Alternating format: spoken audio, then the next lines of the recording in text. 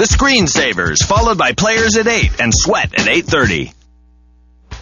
Coming up tonight, Rip and Burn DVDs on your PC or Mac. It's a new dark dip, plus control your flash animations. And what does that annoying maintenance-required light on your dashboard mean? You're about to find out because live from the Tech TV studios in San Francisco, it's the Screensavers!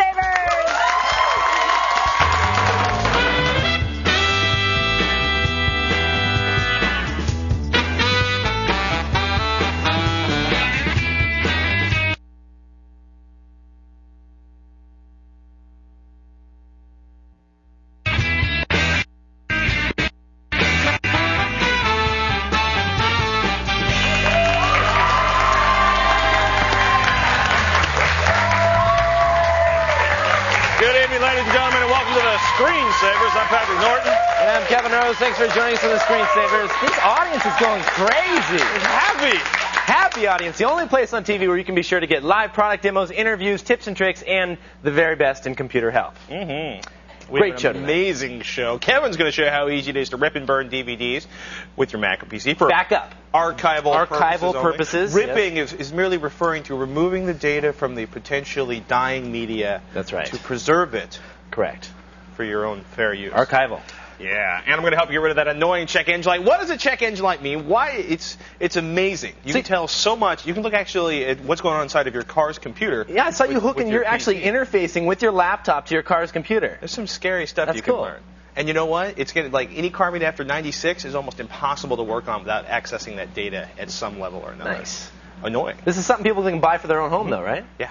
Nice. Yeah, it's very cool. And Dan, what are you up to today? I'm taking your phone calls as usual, aren't I? The phone number is 888-989-7879, and the email address to email us is thescreensavers@techtv.com. Call an hour before the show. This is the best your best chance of getting on. And don't forget, if you have a netcam, you get a free Screensavers T-shirt. Not so bad. Wow. That's right. For all the new viewers out there, we are a live show. Yes. Hour before the show. Get your calls answered.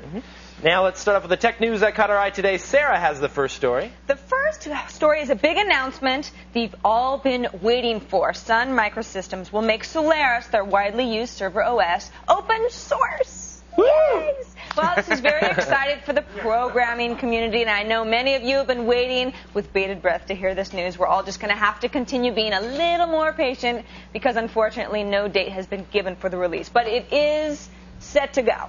Maybe I'm kind of stoked about sometime. this. You know what this means? 6 months maximum, they're going to open source Windows. You think? I don't know. It's just this is kind of weird. Solaris, in case you don't know, Solaris is Sun's primary operating system. It's one of the most popular operating systems used to run servers. You might be using them at work. Right. You've certainly used them on the internet. It's a proprietary version of Unix. It's a similar code structure to Linux, although they're divergent paths on the Unix tree. This is a pretty interesting thing though, because it allows them to. They're kind of competing against themselves. One thing that's always been the problem with Solaris is that on the x86 side, meaning the Pentium processor side and the AMD side of things, it's always been a really crappy operating system. Solaris is always kind of... They were all about the RISC chips up until... Yeah, they were all about the RISC chips. The RISC chips were much, much faster, and then they just sort of stopped going forward. So hopefully when they open this up, it'll allow for some third-party programmers to get involved and improve some of this code so it'll make it better, better operating system to run on our AMD 64s or anything that we want to put it on. We like that. So that's kind of cool. Interesting thought, something to keep your eyes open for. Yes, indeed. We'll keep you posted. Story number 2, Network Associates, Inc. has been granted a broad U.S. patent for technology that covers various computer program products, systems, and methods for filtering unwanted email messages. The patent encompasses the use of multiple spam filtering techniques, such as compound and Bayesian filters. The question now is, how is it going to affect competitors? What do you think, guys? It's kind of really, this is one of those things where somebody comes up with an idea, a lot of different applications start using it, right? Basically, Bayesian filtering is one of the most popular ways of controlling spam. And now, somebody that didn't really invent it has decided to get this nice broad patent on it. The United States Patent Office has given them the patent for it, which means they could potentially stop the production of a lot of commercial and, more importantly, open source and free tools for controlling spam. Yeah. This is annoying. I know. They filed a patent in, I believe it was December of 2002. And like you said, a very, very broad patent. So I don't know. I hope they don't go after companies. Like, this reminds me of what was it, Pan Am? Yeah. They got the patent for e-commerce, and it was like and they started suing everyone because they have e-commerce websites. It's just, first we're going to sue the little companies, and then we have a big enough bankroll, we're going to go after the banks. Because ATMs, Pan IP. It's, we haven't heard a lot from them lately, but who knows? There's like on one hand, there's a business model for companies that are trying to basically use lawsuits as a way to generate capital. Another example is this, where a company who has a huge presence decides to patent something, and everybody's like, so I didn't invent it. Why would I patent it? Yeah. It's almost like if you come up with a good idea, you should patent it, so then you can make it open for anyone's use. Exactly. I was going to say, I mean, a lot of the times when we see stuff like this happens, they tend to open it up. They go open source with the project. Right. That way they can't come after them and they say, hey, it's all open source code, but we'll see. Yeah. I don't know. It's going to be really interesting. Hopefully they're going to, remain good in this one. Network associates, don't sue anybody. For our last story, you guys ready to hear something out of this world? Let's do it. Okay. The first privately built spacecraft, Spaceship One, will be launched toward space on June 21st. Spaceship One is just one of several projects that hope to win the X Prize competition, which will award $10 million to the team that sends 3 people into space, brings them back to Earth, then repeats the flight within 2 weeks. Spaceship One will cruise beyond the atmosphere nearly 62 miles above the Earth for 3 minutes. The boundary of space is 62.5 miles up. That's kind of a crazy thing. Yeah, it's pretty wild. This is not the first privately built spacecraft. Lots and lots of spacecraft have been built. This may be the first privately built spacecraft. So effectively, the X Prize is for the person to launch a vehicle into space, have a recovery, and have it be relaunchable. The first organization that can hit that is going to get a $10 million prize. This group is definitely a step ahead of everybody else. Now, are they saying they want to turn this into something like a commercial venture where they're eventually going to start charging to have people go up in space? Well, it's interesting. Did you ever read about like Lindbergh, and there were all these contests that were put together, and it's like fly across the Atlantic solo, right? Which is you can't imagine how insane that was at the time. A lot of people died trying to win this prize money, but the idea was like you could have nonstop intercontinental flight. That was a wild dream back then. Now this is somebody saying we're going to throw up. Here's $10 million. Somebody go out, put together, a rocket ship or whatever your plan, whether it's a rocket or, as in the case of the one coming out of this group, it launches on a plane and then launches off a rocket and then lands separately. But the idea is to foster tremendous growth in a short period of time. But it's like the ultimate science project. Right. I mean, so cool. We've seen this in other things too. Like DARPA is a good example. You went out to the DARPA challenge. What was the prize there for creating? It was $1 million to basically complete. Have a completely autonomous, self-driven vehicle travel this, 100-mile, 175-mile off-road course. That's kind of cool, though. But yeah, it's a great way. Would you ever do it if they said, hey, it's $30,000, $40,000, you get to travel up into space, do it for 3 or 5 minutes? In a heartbeat. You would? I'd want it for a couple days. Would you do it, Sarah? Never. Never? No, I'm just staying on Earth. That's what I'm saying. I want to get far enough away from Earth to be able to see it as a big blue marble. That would be cool. Incredible. I wonder if you can do that when it's only that high. I think you have to go higher than that. You know what? If they're going to make this work. Yeah. I mean, this is like Burt Rutan's crew. These are brilliant aeronautical engineers. These are full-on, smart math people. They're going to do it. You be the first one to go. I'm not going. I'm in. You got a seat. I'll go. Thanks, Sarah. After the whole story about how everyone died trying on the last challenge. Yeah. No. You know what? I belong on the Earth with the gravity. Yeah, but it's funny that I'm going to go off on a tangent. Sorry. I'll tell you about it later. Okay, Patrick. Jason joins us on the Tech TV National Network. National Network. Hey, actually, Jason. Wait. Shouldn't it be the G4 Tech TV? That's right. Netcam Network. Dan didn't change it. Dan's slipping again. I'll make sure I'm on that. All right. You on yes. Jason, are you there? G4 Tech TV Network. How about that one? There we go. Hey, Jason. Hello. How are you today? Pretty good. How about you, Patrick? Outstanding. I'm off on a lot of tangents, so be careful what you ask me. Okay. What can we do for you today? A friend told me about this thing called Internet 2. Oh. And I was kind of curious about that and if I could use it somehow or anything like that. Internet 2.0. Yes. He probably told you about some crazy transfer speeds that people are getting and fast downloads and gaming. Is that what you want to do? Yeah, he said something like 9 gigs. Yeah. Yeah. Internet 2 is fast. It's really fast. But it's primarily for universities. Right. That's the problem. Universities have created this huge backbone to connect with each other, and it's screaming fast. In fact, let's say you have a space telescope. Yeah. And the space telescope is generating like a gigabyte of data every tenth of a second, and you end up with 200 or 300 gigabytes of data. You're not going to take that data and send it to another university over like 30 hops over the standard Dear internet. Bob at MIT, please advise. Drag attachment 275 hard drives are being drop shipped. You get the idea here. Huge amounts of data. That's a big email attachment. Yeah. It's not going to. It's like downloading Linux the first day it's released. You just wait. On a 14.4. And you wait, and a couple days later, you still haven't downloaded anything. So, but what it is though, it's like kind of like the X Prize. Did you catch the X Prize tangent, Jason, where we talked about, this is like basically they've sat down and they said, okay, what's the problem with the internet now? How do we make it faster? How do we make it work better? And when the internet started, it was a half dozen research institutes that wanted to communicate electronically. Right. They did it over phone lines. This is that times a couple dozen orders of magnitude. It says right here it's 206 universities that are working together. More can be found at internet2.edu, by the way. Yeah. That is the website to go to. So if you want to know I have to say, though, one site that I'm going to do a dark tip on later, or actually just a tip on later, is that it was a site that was on the Internet 2 backbone that was offering Linux ISO downloads. And I was getting some insane transfer rates, like stuff I had never seen come over my DSL before. Which brings up a really good point. Now, even if you have like the big giant pipe, Jason, even if you have this huge connection, if the server at the other end isn't fast, you're not going to see any performance improvement. It's kind of like having like a 6-lane highway all to yourself with no cops, and driving across Kansas. If you got a Ferrari, you're going fast. If you're in a Volkswagen, doesn't matter how big and empty that highway is, you're still doing 44 miles an hour. Okay. So, and part of it's like, the internet's got to be faster. It's great. The servers have to serve faster. Your end connection, your local, broadband connection has to be faster. Yeah. And then, of course, that's when you finally get to a point where you have a big enough pipe coming into your house that your home network's going to want to be faster. You're going to want it to be fast. So, Jason, right now there's not a whole lot you can do on the Internet, too, unless you're attending one of these universities that has a connection to it. Okay. Even then, you're not going to you'll be able to trade files with friends, maybe. They give you that kind of access that's on another Internet 2 connection. I am going to show you an application coming up here in the next month or so that will show you how to tap in and download Linux ISOs from Internet 2. Dude, I just transferred Dark Side of the Moon in 0.2 of a second. That would be awesome. Imagine Kazaa on Internet 2. That would be hot. I'd be down with that. That'd be scary. Thanks, Jason. Okay, thank you very much. You get a T-shirt from me on the Netcam Network.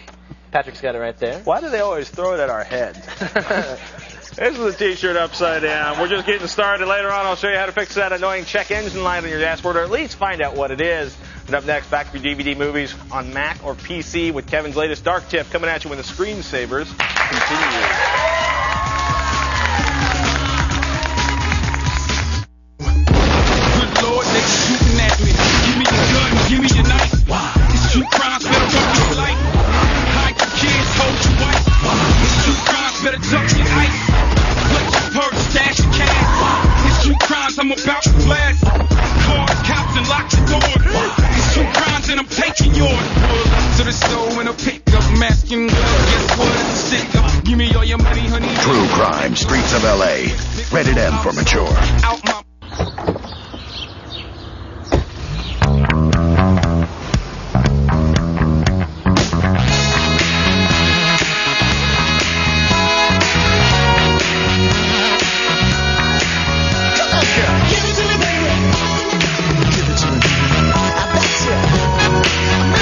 Introducing the Chevy Equinox. Give it to me, give me a stop. Every garage will want one. An American revolution. You're wrong. You're wrong. You're wrong. You know you're wrong, right? Yeah. Hearts or puppies? Hearts and puppies. She replied to my email yet? Oh. How about now? Oh. How about these? How about these? Ballet? Works every time. That was good, right? Ballet? Life's better with the Butterfly. Come see all the ways you can get more done at MSN.com.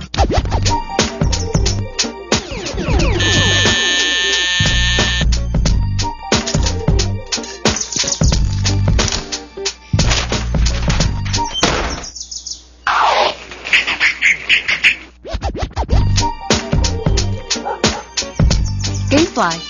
Rent the games you want, play as long as you want, for one flat rate. No due dates, no late fees. Go to Gamefly.com for your free trial. It all starts with a chip. a chip that contains world-leading technology, together with Samsung's superior engineering and design. It does so much more. It inspires. It enriches. It's the soul of Samsung, and it's in everything we create. Experience the power within. Samsung. OLM.net presents more true tales from the World Wide Web. At OLM, our web hosting customers say it best. Well, I just have an old 56K modem, but it doesn't slow me down any. With OLM, I get all the speed I need. I've been with OLM for over 2 years, and I have never had a question that they could not answer. Visit OLM today or call 1-877-2OLM-NET. Over 200,000 websites. OLM.net.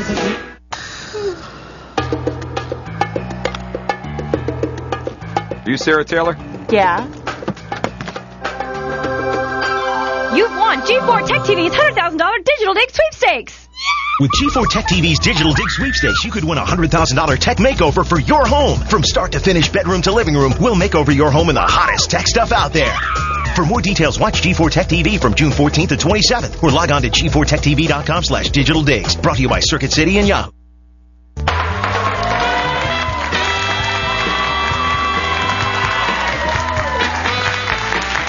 Welcome back to the Screensavers. It is time for another Dart Tip. Woohoo! This time, it's a common question we get all the time. How do I clear my throat first?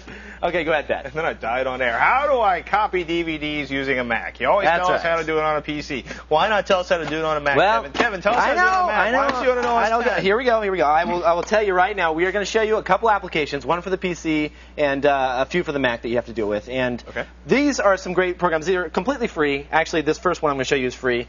It's called DVD Backup. Let's take a look at it here. This is running OS 10 here. It's DVD Backup. And here is the disk that I want to copy. All you have to do, nice and easy, drag and drop it in. This is, of course, a disk you own. This is backing up for archival purposes. Well, exactly. Here are all the VOD files, all the video files in here. All you have to do is click on Process. That's going to remove the encryption, and it's also going to make it region-free.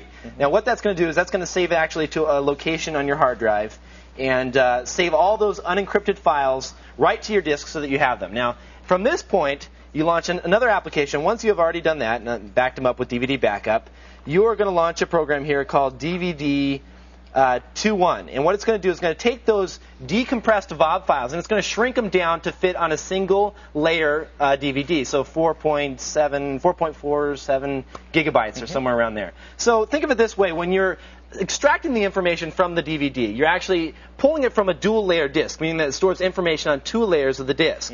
The DVD burners that they sell right now, that are the most common right now, are single layer burners, meaning that it can only burn to this one side of the disk. So you have to compress that information down. If it's a 4.7 gigabyte disk and you've got 8.7 or 9 gigabytes of data, something's got to go. Exactly. So this takes the best possible compression. If you take a look here, one of the nice things about this program is that you can specify exactly what you want in here. So if there's certain sections or certain chapters that you don't want, or you don't want Spanish subtitles, or you want to take out some of the surround sound, you can save some space, and it'll actually help you get a better quality, better image quality in the long run. Very similar to DVD-X copy that way. Exactly. And then once you do that, you save this out.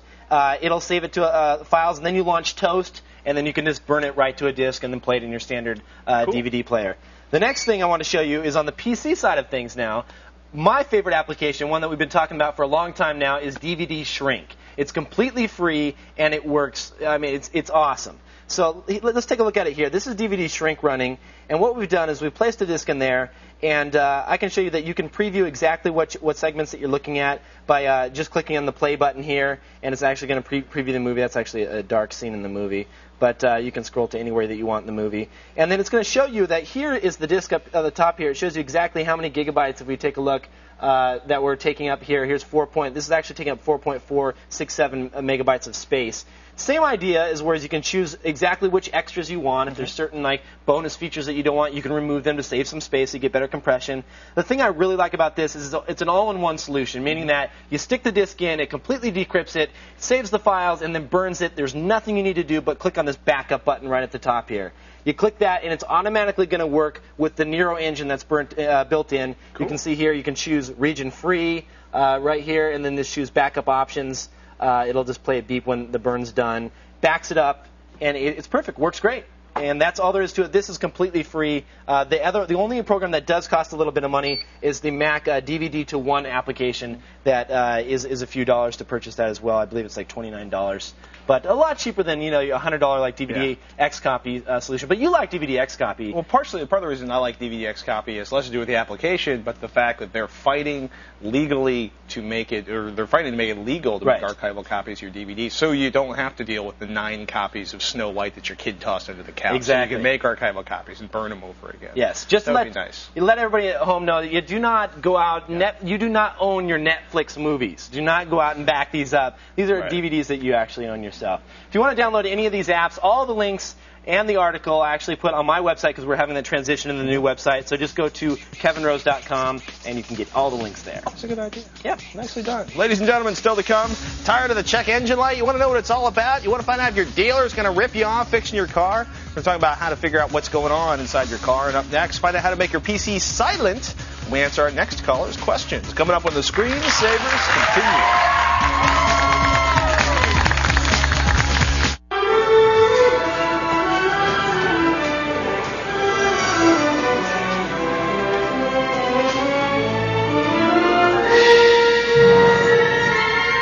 What are you doing? Shopping. The one you want. Right now, get 10% off or 18 months no interest on all TVs $4.99 and up. Like this Hitachi 46-inch high-def widescreen with built-in DVD player. Just $15.99.99 before discount or financing. Only at Circuit City. All your favorite classics are back in TV games, old school controllers. Play like you did back in the day with games from Namco like Pac-Man and Dig Dug, Atari including Pong and Centipede, and Activision with Pitfall, River Raid, and more. It's simple. All you need is a controller, 4 batteries, and a TV. Also available, SpongeBob SquarePants. Coming soon, classic arcade pinball, Spider-Man, and Ms. Pac-Man. Products rated E for everyone. Batteries not included. Games! How much are you paying for internet service? $21? $23? Aren't you being charged too much? We think so. With People PC Online, you get unlimited internet access for only $10.95 a month. Go to peoplepc.com now to try us free for 30 days and compare us with your current ISP. With People PC Online, you get internet service for less than half of what the big guys cost. And that's just the beginning. You also get more local access numbers than AOL, plus a smart dialer that automatically chooses the fastest, most reliable number. So you always get the best connection. All for just $10.95 a month. Try People PC Online free for 30 days and see for yourself. Go to peoplepc.com for a quick 3-minute download of our easy-to-use software. Or call 1-800-748-7989. People PC Online, a better way to internet. Hi, I'm Chuck Norris. And I'm Christy Brinkley. The Total Gym is the one piece of fitness equipment that replaces an entire gym full of equipment. It's the fastest and most effective way I've ever seen to get into shape and stay in shape. A few minutes a day is all it takes to get into the best shape of your life. And we're not the only ones that feel this way. The Total Gym is now used in over 14,000 health and fitness facilities to train millions of people each year. It's the favorite of everyone from world-class and professional athletes to millions of families who have it in their homes. And with over $1 billion in sales in 85 countries, the Total Gym stands alone. And right now, you can try it in your own home, absolutely risk-free, for an entire month. You won't even be charged for shipping and handling. Or you can ask for this free DVD and information kit. Call 1-800-322-1598. That's 1-800-322-1598.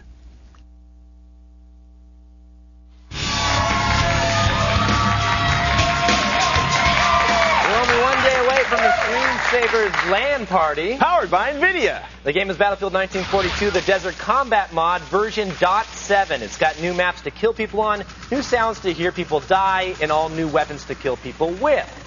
Now, with our transition to G4TechTV.com, our LAN Party registration has been temporarily put on hold. What? Yes, it has. So, what that means to you is that, don't boo, those that registered last week are going to get another chance to play. We'll be drawing names from last week's pool of registered users, so watch your email, and don't forget, you have to have the full version of Battlefield 1942 to play. We will see you tomorrow for the Screensavers LAN Party. That should be good. We're really sorry about not being able to take the new registrants. That'll be working on as it. soon as we can. Yeah. Nick joins us on the phone from Tucson, Arizona. Hey, Nick. Hey, Patrick and Kevin and Sarah and everybody else. Hey. Hi. Say hi, audience. How are you, Nick? I'm pretty good, enjoying the nice hot weather here in Tucson. How hot is it? It's about 103. Is that centigrade or Fahrenheit? Fahrenheit. Okay. Good. What can we help you out melting with? off my house. Yeah, a lot of times when I usually upgrade my PC, I have problems with noisy stock fans and case fans. And I would like some suggestions about where I can get good name brands on quiet cooling systems. I find that helps me sleep. I leave my computer powered on at night and like the fans running. I had a buddy, Russ, and Russ had a system back before they started making the silent, because basically like this, the quieter fans are usually larger fans. They move at a slower number of revolutions, but they move an equivalent amount of air, right? They have different design blades and stuff. Yeah. Right. And he used to have this one that had like 6 what they would call bullet fans, and they sounded like 6 little tiny vacuum cleaners attached to his PC. So he had to turn his, when he was playing, and he was a total psycho gamer, so he'd have to have like his volume on his games turned up, so he wouldn't hear loud the fans? enough so he wouldn't hear the fans. So, you know, we feel your pain, Nick. But we got some websites up here. We should probably grab Yoshi. Yeah, I was going to say, Yoshi, we have the master of quiet PCs. He actually built a quiet PC that was one of the quietest that's ever been built, right, Yosh? Well, I would say the quietest. It's pretty darn quiet, though. Couldn't hear it in a testing room at Dolby. Nice. That's quiet. Any recommendations of fans? Well, definitely what Pat was saying about the larger fan spinning at a slower speed will create less noise, because it's actually the tip speed of the fan that creates the noise. It creates turbulence, and that's what you're hearing is noise. So the lower the fan is spinning, the quieter it's going to be. Places like X-Oxide, Frozen CPU, all those places, they'll have listings of the decibel rating of a fan. So just check and see which one is rated lower. You can also get the little fan speed controllers and turn them down. Now, you also use some insulation that you had on your PC. Well, yeah, you can start using Dynamat and to reduce the vibration of the panel so it doesn't transmit as many sounds, that kind of thing. That is going to make a difference, but that's not just fan noise. That's hard drive noise. That's any vibration inside the case. That'll help with. We should point out, we just pulled up, like Yoshi just mentioned, X-Oxide. Now, take a look at this. If you look at noise in here, it's rated as 31 decibels, dBA. A quiet room would be about, 42 or 36? About 30, mid-30s. Mid-30s. They'll see a lot of fans on there. They're in the under 20, like 15, 12. So. Yeah, 15 to 12 is really quiet. That's like baby breathing on the other side of the county. Right. You're not going to hear it. So the only recommendation would probably be to just monitor the CPU temperatures and the internal temperature of your system. When you start adding these fans, I would just hate to see something happen where if it gets too hot inside. You don't have to have loud fans. Don't necessarily cool any faster. In fact, there are a lot of really loud fan designs, and the reason they're loud, she was talking about tip noise. Tip noise is inefficient. Instead of moving air, you're creating noise by creating turbulence with it. So slow fans aren't necessarily, bad coolers. Right. But they list how much air it can move in cubic feet per minute. They give you the actual dBA. So pay attention to I'd those still things. keep an eye on it. It's Good thing to keep an eye on. Everyone should watch their processor temperature. Even you. Thanks for the call, Nick. Now here is Sarah with some news. That's right. I have some important news for you. If you haven't heard yet, the Tech TV Digital Digs Roadshow is heading to Atlanta, Georgia. Come on out and meet Jessica Corbin, Adam Sussler, and Morgan Webb. What a better trio could there be at the Lenox Square Mall on Saturday, June 5th. That's this Saturday from 11 a.m. to 7 p.m. and Sunday, June 6th from noon till 5. For more information on this roadshow and future roadshows, go to g4techtv.com/digitaldigs for all the information.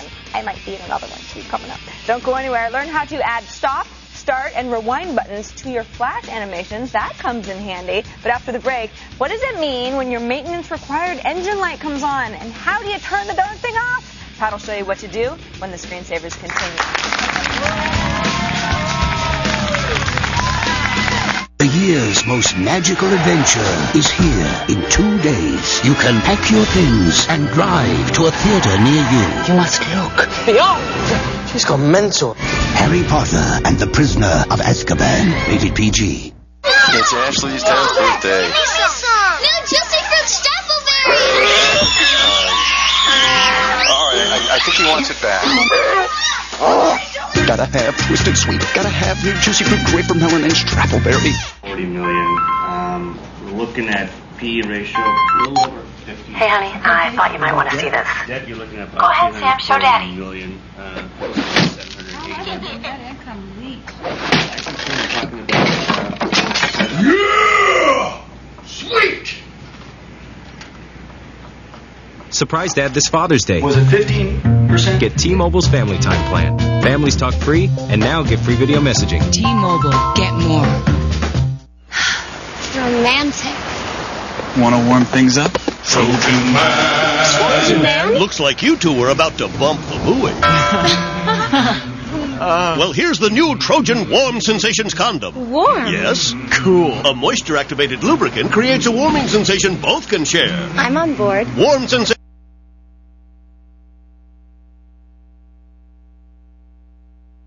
is done here. Hey you, get MCSE, Cisco, or A+ certified, guaranteed, with Smart Certify's fast and easy IT certification courses. If it wasn't for Smart Certify, I'd still be working a dead-end tech support job. Smart Certify has one-on-one mentoring and a money-back guarantee. I couldn't lose. Call 1-877-TRAINING today and mention code TCTV. Or go online at www.smartcertifieddirect.com to get a free course now. Dear Bill, it's nice to plan a trip just the way you like it. I enjoy making new friends. That's me on the left. I kept telling him, it's just a knock-knock joke, you big silly. Oh my word, moving on swiftly. I kept looking. When she promised to write, I should have known. Yours very fondly, the roaming gnome. Book with Travelocity. Don't forget your hat.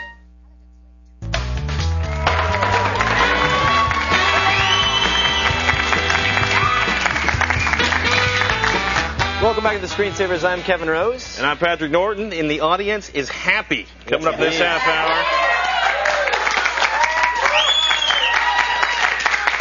Either that or they're setting us up for the kill after the show. What did we give them? I don't know. I want some of that. Flash Guru MD Dundon is here to show you how to add playback controls to your Flash animations. And, of course, more of your live questions. Nice. We like that. You ever see the check engine light? You ever look in a car, right? You ever see the little yellow, orange, it's like check engine light up there? I freak out because I don't know anything about cars. I see that, I'm like, what do I do? It's a good thing to freak out because sometimes the check engine light is a really big deal, right? It means, some important element in your car, has gone wrong.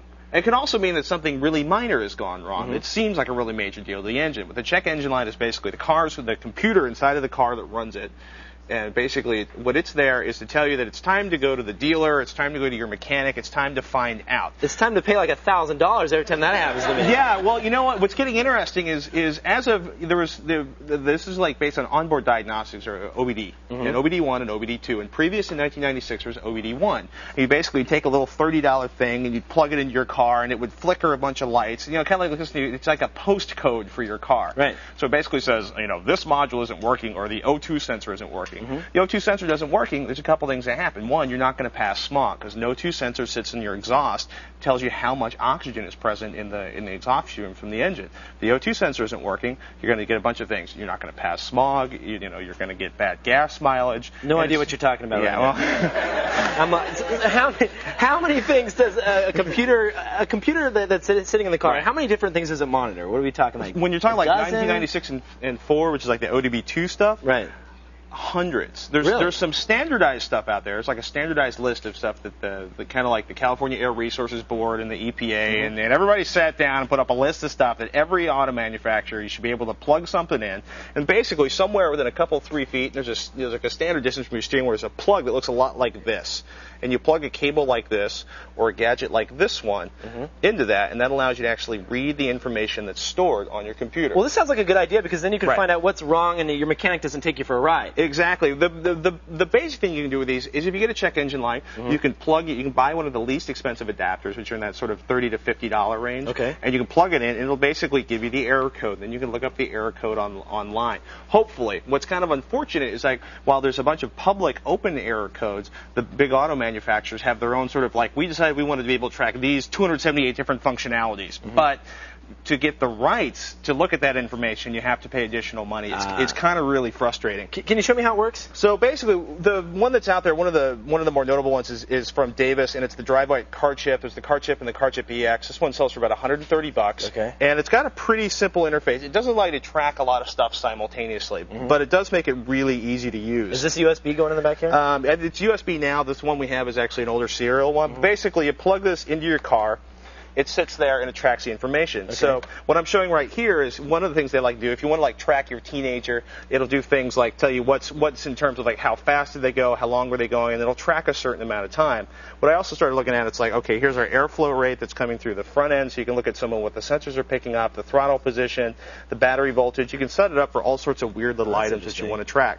The summary, though, is what a lot of people really like, because if you want to see what somebody's doing, like, oh, that's obviously not my car, because it's illegal to do 78 in the state of California. Of course not. But what is really interesting is they have the ability to tell you, like, for like really extreme braking actions and acceleration. So if you can basically find out if somebody's constantly standing on the accelerator of the automobile. If you start getting fancier, you get to look at some of the charting information in there, and you can really start to figure out what's going on with the vehicle as you assign it to track certain elements. Now, if you take the next step up, the folks at B&B Electronics, they make the Auto Tap. They now have one that's USB enabled, but this is basically an interface that allows you to connect it to your PC. There's a couple different places that make these. They make some pretty nice software. It's about $190. It's not cheap. Yeah, but when you mean to your PC, do you mean as the car is running and diagnose things in real time? Exactly. Okay. Not from the driver's seat. What I usually do is I strap the computer into the passenger seat, and then I let it record the data. So what I can do, right, is I loaded some data. We do not compute and drive at the same time. I do a lot of dumb things, folks. I play with nitrogen and high voltage, but I do not use the computer while I'm driving. It's bad. So we're going to take a look at this. We're going to open up. I configured a file in this, and what I'm tracking is how the activity is going on those. Remember the oxygen sensors I mentioned? And when I hit play, it'll actually play back the information. Oh, that's cool. And you can send up a whole ton of information. Now, you see this stuff down here at the bottom? You can barely see it, but notice an oxygen sensor is supposed to be constantly varying. If I have an oxygen sensor that's not varying, whoops, I just crashed the software. Don't know how I managed that. If it's not moving properly, I now know that one of my oxygen sensors is dead, and that may be why my car is running rough. It's a tool to allow you to help things at the basic, inexpensive. Go to Kragen, go to your Pet Boys, whatever it is, for $30 or $50. You find out what that check engine light is. That's a great thing to go into the dealer with, because there's nothing worse than finding out. They're like, well, it's this and this and this and this. When you can know exactly what the car is telling you, that's a good place to start. Cool. I like to have more information. Excellent. Get your car chip EX or AutoTap ODB2 diagnostic tool. You can hit their websites. It's davisnet.com. I can never say that one. Or AutoTap.com. Check it out. And right now, though, you should stay in your seats so you can find out if system requirements are really requirements or if they're more guidelines. And up next, create user controls for your Flash animations. A Flash expert has all the steps. It's all when the screensavers continue.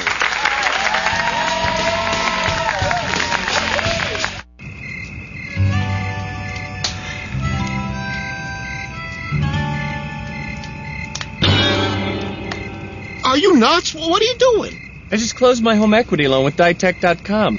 I don't need these anymore. Want to pay off credit cards, consolidate debts, and lower your monthly payments? Apply now for a no-closing cost home equity loan from Ditech.com. So, you like yours well done, huh? Log on to Ditech.com or call 1-800-DITECH-1. Lord, they shooting at me. Give me the gun, give me the knife. It's true crimes, better run for your life. Hide your kids, hold your wife. It's true crimes, better jump your life. True Crime, Streets of L.A., rated mature. For dry, red eyes, clear eyes is awesome. It removes redness and has an ingredient to moisturize. Wow. The difference is clear. Clear eyes. It all starts with a chip. A chip that contains world-leading technology. Together with Samsung's superior engineering and design, it does so much more. It inspires. It enriches. It's the soul of Samsung, and it's in everything we create. Experience the power within. Samsung. Get 3 free for a limited time at Gateway. Pick up select wireless notebooks and we'll double your RAM, upgrade your hard drive, and ship it all for free. You can take home one of our award-winning PCs, like the Wireless 200X with Intel Centrino mobile technology, and get a mind-bending 512 megabytes of RAM, an upgrade to a massive 60-gig hard drive, and shipping all for free. So call Gateway today for your 3 free on select notebooks.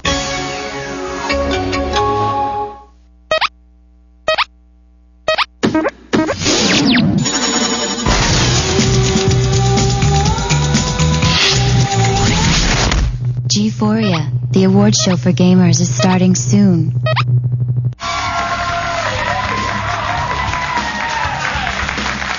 A tool for good, a tool for evil. Flash is a tool that allows you to easily create cool low bandwidth animations just designed from the web, right from scratch. Resident Flash expert, teacher, and friend of the screensavers, MD Dundon, joins us with a word on how to control our Flash animations.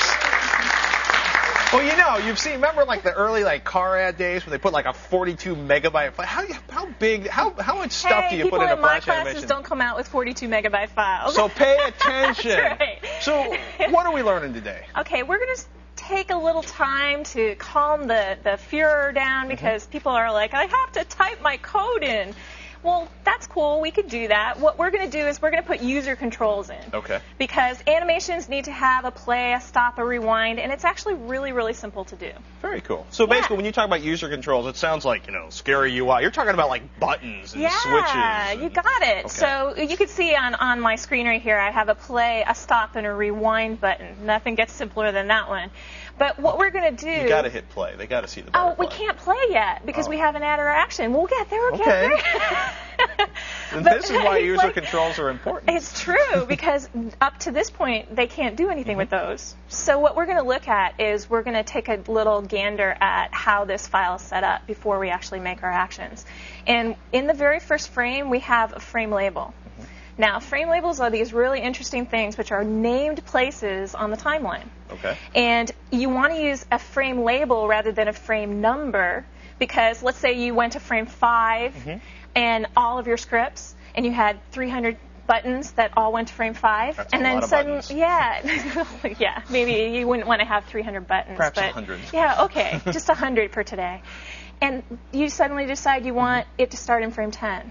If you have a name, you just switch, you know, you Weasel just move to it. You frame just 10. move the frame label, so it makes it a lot easier. Now, in Flash, this is a really cool thing. Everything is controlled by an event. And what if we look really quickly here at this final frame action? The event for a frame action is the playback head arriving. Just like on your VCR, it's playing forward, it hits the action, and it says, boom, I got to do something. Okay. All right? Now, a button is a little different. The user has to interact with it. That's why it's called a user control. Ah, I know. Isn't that just so Even sophisticated? I caught on. I know. Now, here's the thing that's freaking people out. They're like, I have to type these actions in for this button. So people are having bad flashbacks to like logo and director lingo and you know, oh my gosh, I have to understand these things. No, you don't. Let me introduce You're here you to prove that even I can code this. Even you can code this. I swear, I swear. So on the left-hand side of my actions window, which is this big old panel here, I go ahead and I select my button instance. And I go and I look at the top here and it says Actions Button. That's how I know that I'm applying an action to a button rather than to a frame. Okay. That's a really important thing. And then I need some sort of an event. And we're going to use the release event, which is you press down with the mouse button and then you release off of it. So you can have that moment of like, I'm pressing down, no, I don't want to do that, and I can pull away without That's stuff all right. happening. That's without activating our button. Okay. Now, to do that, it says performs actions when a particular mouse event occurs. That means when you click on it. So we're going to go into movie clip control, and we're going to double click the on action. Did you see how it wrote everything for you? We like that. We like that. Now I'm going to choose from a menu, people. I'm going to choose release. So on release, wow, gosh, you can do it. So you're saying you're not really typing in commands so much as you're sort of right-clicking and selecting them. Yeah, I think we can do that. Now, what do we want this button to do? Obviously, we want it to play. Okay. So can you see the play? Yeah. I'm catching on to this. Okay. Now we're going to put that play action in between these two curly brackets because that tells the computer that we want this to happen on release. Now I see the parentheticals. Are we going to use that to point to what we want to play? No, this is a dumb action. It just says, I know, it's like, oh man, this is just a really straightforward. It says wherever you are, go ahead and just start playing right from here. Okay. Now here's a little trick. I'm going to go ahead and I'm going to select everything in this thing, and I'm going to use my keyboard command on my computer, which is Command-C, to copy that, just like you would do in your word processing program. And then I'm going to select the stop button. I'm going to press right here in the window, and I'm going to paste. Cool. Ah, okay. Yet more no typing.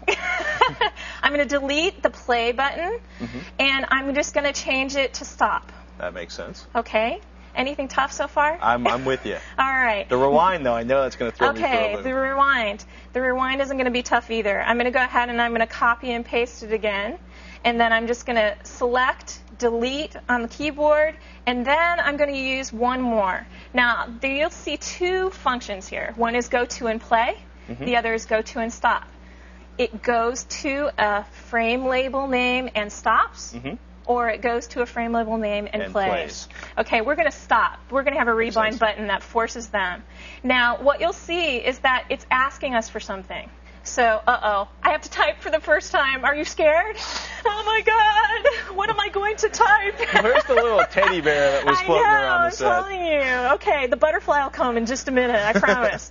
Now, what I'm going to do is I'm going to type in the frame label name, which was Annam Start. And I'm going to put it into quotes because that tells the Flash player, hey, go look for a frame label named this exact thing. Got it. So all I did was go to and stop Annam Start. It's going to happen on release. Let's make sure that that's the correct label name, Annam Start. Oh, phew, I did it right. We like it when things are like I know. All right, so let's try it out. Here we go. And it's already playing. I'm going to stop it. I'm going to rewind it. I'm going to play it. Yay!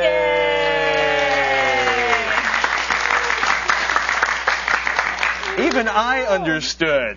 Ladies and gentlemen, check out more of MD's great tutorials at her site, flash411.com. And fire up your browser and sign up for MD's online classes this summer. All coming up, well, sfsuonline.org is the place to find out. Coming up after the break, necessary, just guidelines. We're going to tell Laureen what's up with all those system requirements when she's looking at software and hardware. We're going to explain it all right after these messages.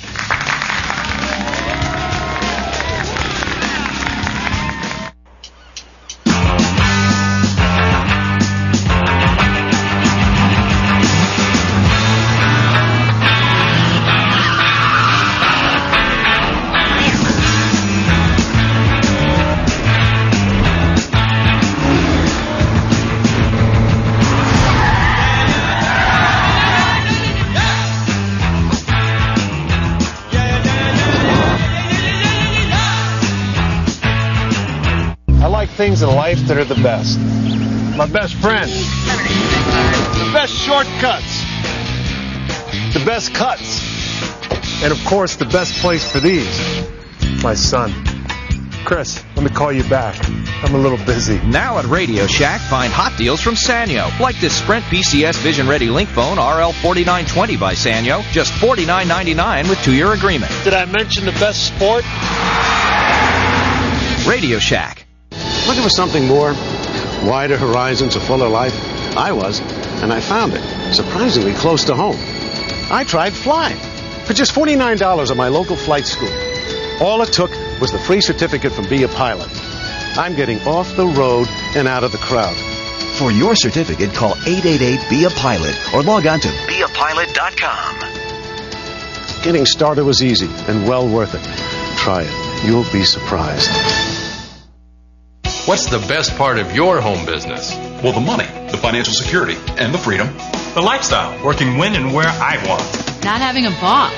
If you're not enjoying the benefits of a home-based business, then you're missing out on your share of an industry that's reaching $1 trillion. I went to this website, filled in my personal interest, and their system matched me up with the perfect opportunity.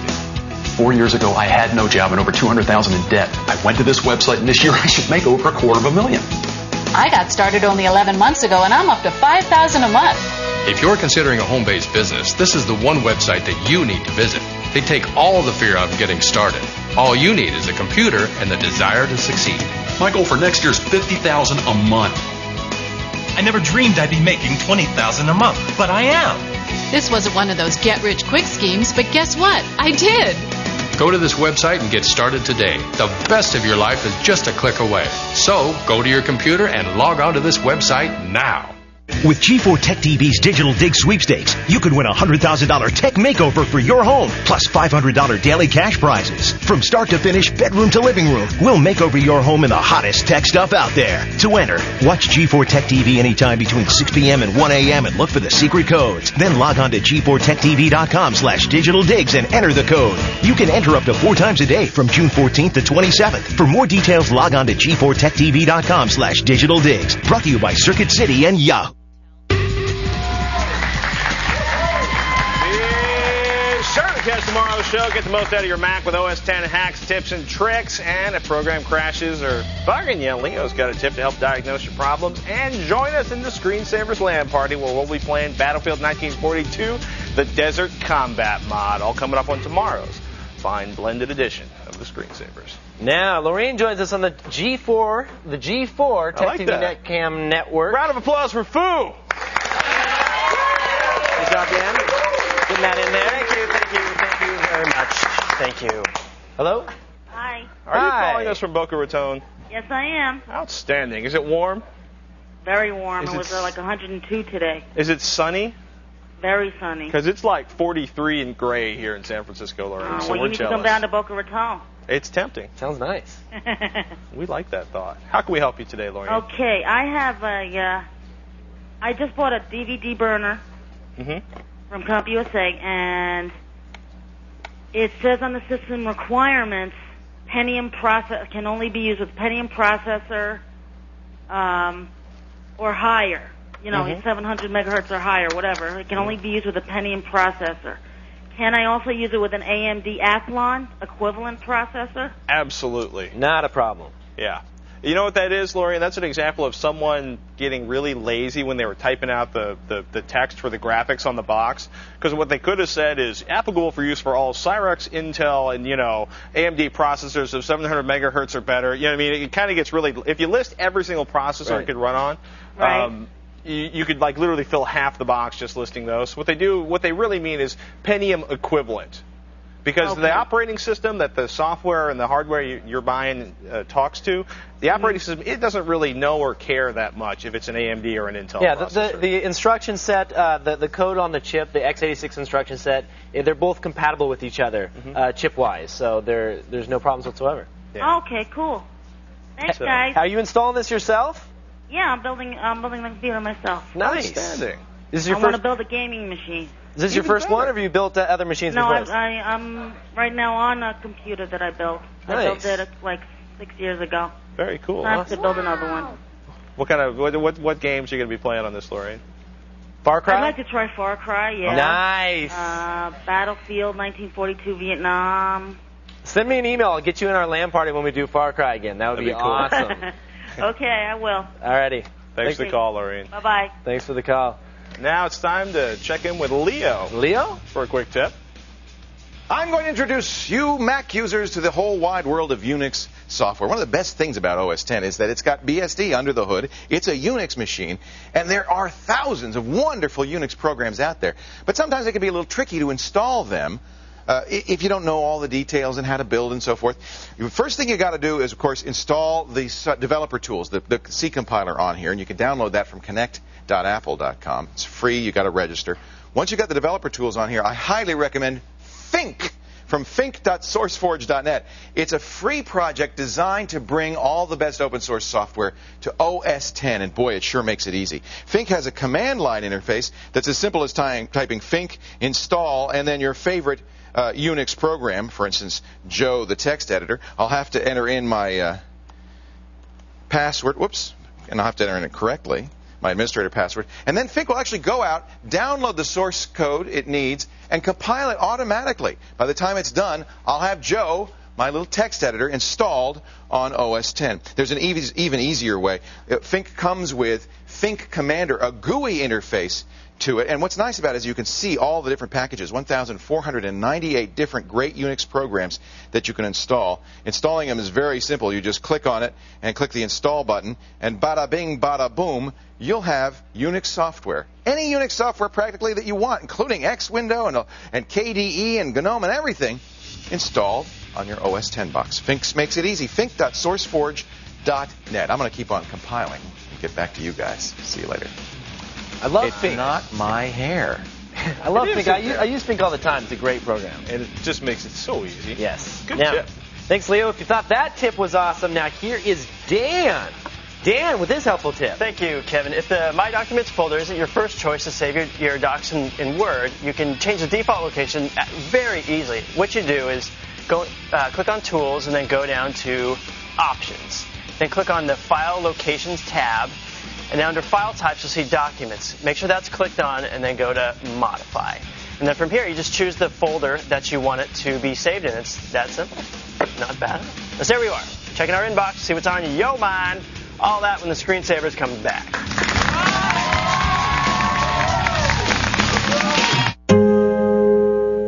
We see Fiona exploring a new world filled with learning, filled with wonder. We see standing ovations and records beat. We see her graduating at the head of her class. We see kids full of potential. We're inspired to create software that helps them reach it. Two of hip-hop's hottest stars are moving into America's most uptight neighborhood. Sorry about the mess. He's kicking it last night. I have no idea what that means. And when you're living this large, only one thing can slow you down. Hey, Mama. Hi, Mama. Hi. That's what you get for smoking in the house. Method and Red, but in the urban, it's suburban. You hoochies better stay away from my meatloaf. Meatloaf? Hoochies? Premiering Wednesday, June 16th on Fox.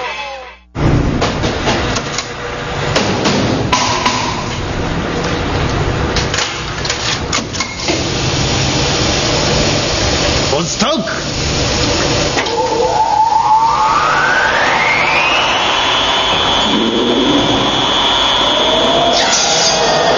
Take on anyone, anywhere through wireless multiplayer gaming on the new N-Gage QD.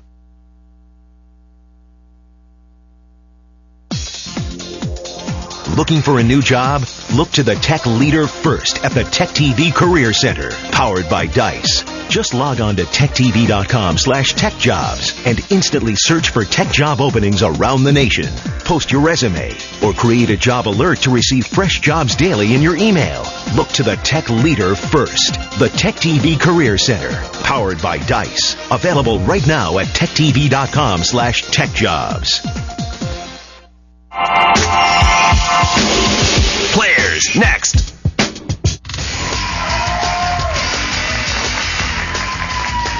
It's that time, Sarah. What's in the email pile? Okay, first one comes from Gregory. At my new address, I'm too far away to get DSL service. Bummer. I can either get cable modem or get service from a wireless ISP. The wireless ISP advertises 3 megabits, 256 kilobits for cheaper than the cable modems at 1.5 megabits, 128 kilobits. What do you guys think?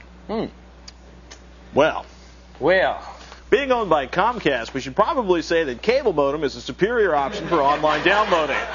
That said, cable modem actually, Leo used to have a cable modem. He lived and loved for his cable modem. Cable modem is totally dependent on your local supplier. If they do a good job of maintaining the head end, you'll get incredible, speed in your connections. If they don't do a good job at maintaining the head end, you'll have a miserable experience, just like with DSL or with the wireless one. Now, the wireless is going to be probably some type of proprietary technology. It's probably not going to be your 802.11b. If it was, you could always use NetStumble to see what kind of connection you have. And then if you own your house, and if maybe you have a spouse, it could be your husband or your wife, depending on how they feel about having a big giant dish or a funky antenna strapped to the side of your house. Some people get really upset at the funky antennas being strapped to the side of the house. I played around with some of the wireless technologies. Like, remember the Ricochet from here a couple years back, and they were all right. I would see it. That was a vastly inferior sort of technology and situation. I'm still saying I would sit down and test the technology first. Go to wherever their shop is, play with it, see if you can have like a free trial for a couple weeks. Yeah, the nice thing about like the wireless internet providers like that is they're usually local. They usually have an office. There's usually like 4 people that work there. So you can get one of them on the phone if something's not working right. There's advantages either way. But I've had cable modem in the past. I like it. Yeah, cable modem is probably the way to go. That is it for this edition of the Screensavers. I'm Kevin Rose. And I'm Patrick Norton. Thanks for joining us. We'd like to thank our guest, MD Dundon, and we will see you next time. Have a good night.